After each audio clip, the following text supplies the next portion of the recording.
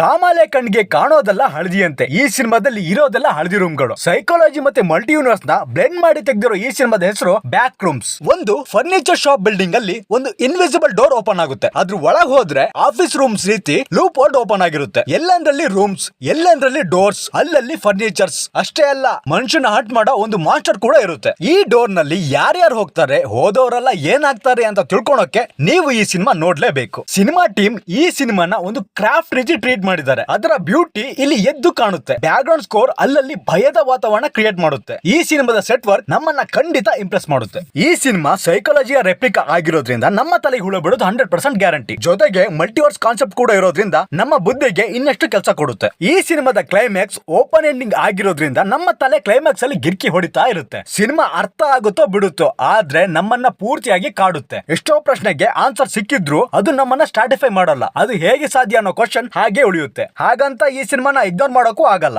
ಈ ಸಿನಿಮಾನ Kane person ಅನ್ನೋರು ಡೈರೆಕ್ಟ್ ಮಾಡಿದ್ದಾರೆ. ಇದು ಅವರೇ ತಯಾರು ಮಾಡಿರುವ ಬ್ಯಾಕ್ ರೂಮ್ಸ್ ಅನ್ನೋ ವೆಬ್ ಸೀರೀಸ್ ಮೇಲೆ ಬೇಸ್ ಆಗಿದೆ. ಈ ಸೀರೀಸ್ ಯೂಟ್ಯೂಬ್ ಅಲ್ಲಿ ಅವೈಲೇಬಲ್ ಇದೆ. ಒಂದು ಒಳ್ಳೆ ಸೈಕಾಲಜಿಕಲ್ ಹಾರರ್ ಎಕ್ಸ್ಪೀರಿಯನ್ಸ್ ಕೊಡೋ ಸಿನಿಮಾನ ನೀವು ಎಕ್ಸ್ಪೆಕ್ಟ್ ಮಾಡಿದ್ರೆ ನಿಮಗಿದು ಗ್ರೀನ್ ಸಿಗ್ನಲ್. ನೀವೇನಾದ್ರೂ ಕ್ಲಿಯರ್ ಕನ್ಕ್ಲೂಷನ್ ಮತ್ತೆ ಪೇ ಆಫ್ ಇರೋ ಹಾರರ್ ಸಿನಿಮಾನ ಎಕ್ಸ್ಪೆಕ್ಟ್ ಮಾಡ್ತಿದ್ರೆ ನಿಮಗಿದು ರೆಡ್ ಸಿಗ್ನಲ್. ಇನ್ನಷ್ಟು ಸಿನಿಮಾಗಳ ರಿವ್ಯೂಗಳಿಗಾಗಿ ಸಬ್ಸ್ಕ್ರೈಬ್ ಮಾಡ್ಕೊಳ್ಳಿ. ಈ ಸಿನಿಮಾನ ನೀವು ನೋಡಿದ್ರೆ ನಿಮ್ಮ ಅಭಿಪ್ರಾಯ ತಿಳಿಸಿ.